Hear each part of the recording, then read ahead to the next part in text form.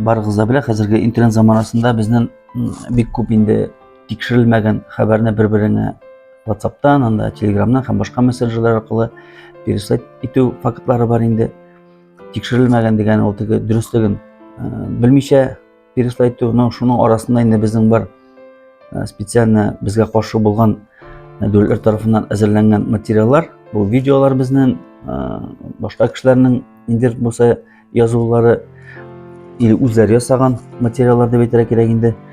Инде тикшерелмәгән, дөрестлеген белмәгән материалны икенче кешегә җибәргән вакытта сез түбәндәгеләрне белергә тиеш.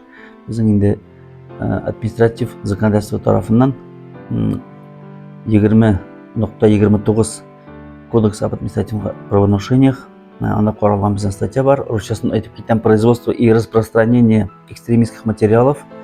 Инде күрәсез исеменнән, инде бу беренчедән үзең ясау, икенчедән шуны тарату дагын.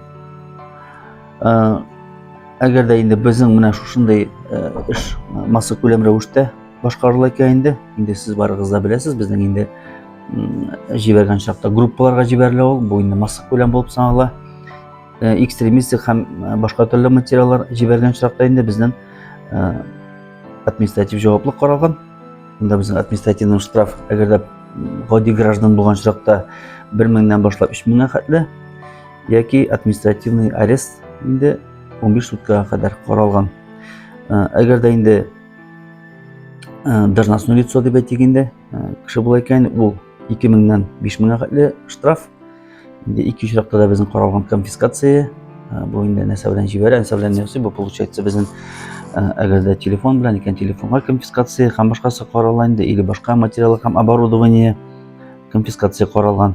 Әгәр дә инде ул юридик кеше лицо дип әйтик икән инде, ул чакта инде безнең 100,000-нән 1 миллионга хәтле штраф каралган, яки инде аның эшчәнлеген 90 суткага хәтле туктатып тору каралган. Шулай ук безнең җинаять җаваплылыгы каралган 280-нче мадда нигезендә кодекслар об уголовной ответственности, бу безнең инде русча сатлы публичные призывы к осуществлению экстремистской деятельности. Монда инде безнең җаваплылык тоже әйтергә кирәк инде намного серьезныйрак. Монда инде безнең лишение свободы да каралган, на срок до 4 лет лишения свободы с запретом занимать определенные должности или заниматься определенной деятельностью. Әгәр дә инде бу безнең эш башкарыла икән с использованием средств интернета, телекоммуникационных, информационных сетей, бу вакытта инде безнең до 5 лет лишения свободы и занимать определенные должности.